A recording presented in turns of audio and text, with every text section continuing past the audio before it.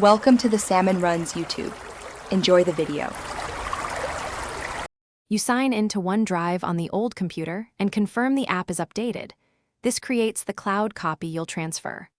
Once signed in, enable Files on Demand if you want placeholders instead of full copies.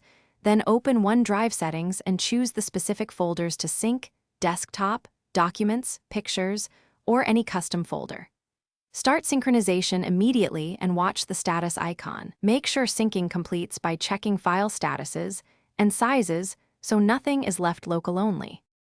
Once the old PC shows OneDrive as up to date, verify file integrity by opening a few documents and images to confirm they uploaded correctly. Then on the new computer, sign in with the same Microsoft account, and when prompted, choose your OneDrive folder location.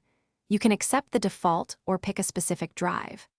After initial sync begins, mark essential files or folders as always keep on this device so they download fully. This ensures you get real copies instead of placeholders when you need them offline. Finish by confirming every important file shows a green check and opens correctly on the new machine. Then recreate shortcuts and reinstall apps that depend on local paths. Move any large files that remained local on the old PC into OneDrive or use an external drive for the very largest datasets. If syncing stalls, try pausing and resuming sync, check for storage limits. Or unlink and relink the account.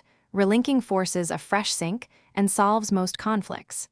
Keep your old PC until you're fully confident the transfer succeeded. Thanks for watching. Consider subscribing if we helped you.